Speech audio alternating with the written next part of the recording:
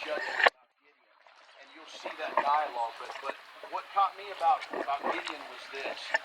When you study Gideon, he's literally arguing with God. And when you study him, he's literally telling God, Lord, you don't want me because I'm the black sheep of the family. Right. Anybody can relate to that? Yeah? And then he says, not only that, but my family's the black sheep of our tribe. And not only that, our tribe, Manasseh, is the black sheep, you follow me now, of all the tribes. Think about who God picked to do this mighty work. Everybody thinks it's got to be someone who's personable, who's outgoing, who's this, who's that. And the amazing thing is, what does 1 Corinthians say? God chooses what? The weak. Right. That's who he chooses. So he chooses Gideon, the black sheep of his family, who's the black sheep of the tribe, who's the black sheep of all the tribes. And he calls him out here. And what does he do?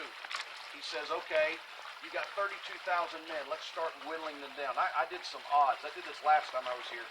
And I thought it puts everything in perspective.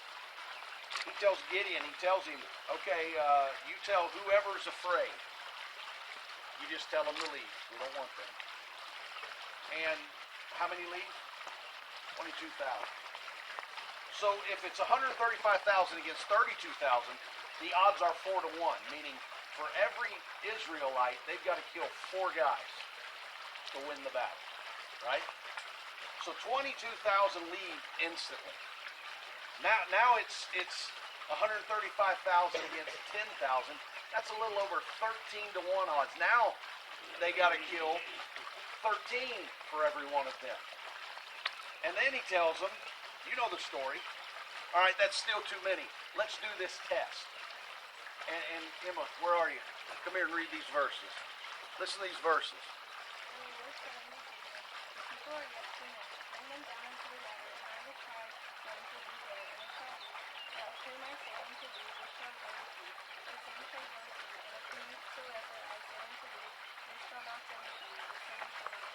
So he brought down the people into the water, and the Lord said unto Gideon, everyone that lappeth at the water with his hand as a dog lappeth, this shalt thou set by him. Likewise everyone that bows down upon his knees to him. And the number of them that lapped, putting their hands to their mouths, 300 men, but all the rest of the people bowed down upon their knees to drink the water. And the Lord said unto Gideon, by the 300 men that lapped will I save you, and deliver the Midianites into thine hand, and let all the other people go, every man unto his house. All right, so here's what we get from this. It goes from 32,000 to 10,000. And then as soon as they do the little scene where some get down and lap like a dog and others get on their knees, and like she said, there's so many people that say, well, it's because of this, and this is why God did this, and this is why God did that.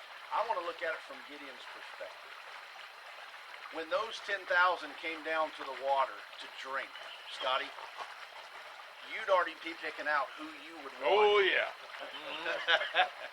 to be on your side.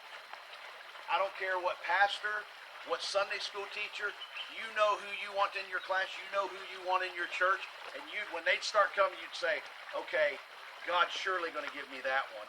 Yeah. And God's surely going to give me that one. And God's surely going to give me that one.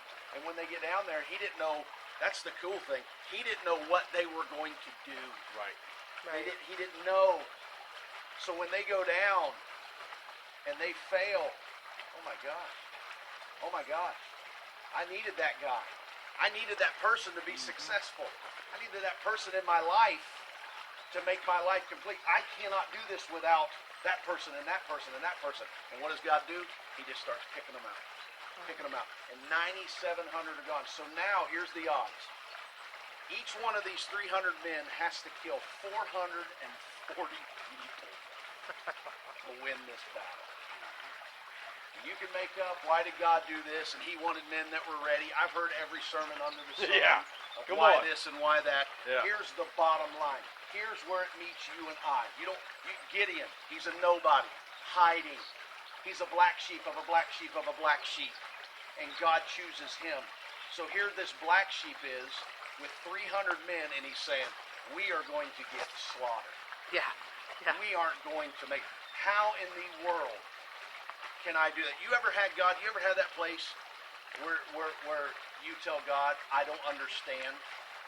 And it goes from I don't understand to, you got to be kidding me. Huh? Mm-hmm. I don't understand, Lord, to, okay, this is what I want you to do. You got to be kidding me. And that's exactly where Gideon is. So you know the story. I don't want you to fight. Here's all I want you to do. Why did he not want the scared? Because they'd be too scared to pick up a lantern. Yeah. Right. I don't want them. And really, when it's all said and done, if you ask my personal opinion, Sean, in everything I've studied about Gideon and this place and the army that they were facing and what happened, if you ask me, Sean, how did that go down? Who was there? I believe with all my heart it was some of the oldest, weakest, some that probably had a cane and couldn't get down to the water to get back up. And Gideon's standing there with these 300 guys saying, you've got to be kidding me. Lord, there is no way. Why would God do something like that? It's simple. The reason God does a lot of things on behalf of Israel. He wanted them to know, without a shadow of a doubt, it's me that's going to give you the victory. Yeah, that's right.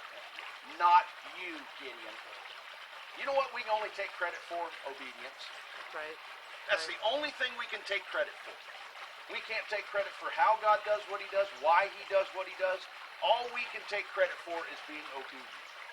So when people come in your life that you think, I can't live without this person. Yeah, okay. God says, I'll take care of that. What's the focus? God wants us to focus on him. Yeah.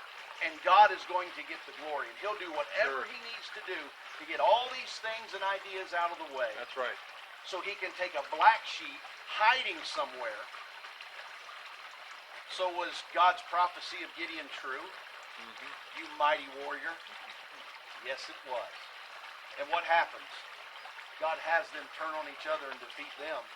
And all Gideon then had to do is sit there and hang out and hide and beat on some pot and pans and hold up some lanterns and scare them to death. So that's really, to me, the takeaway of this place. Oh, well, Sean, I can't do what you do because you don't know my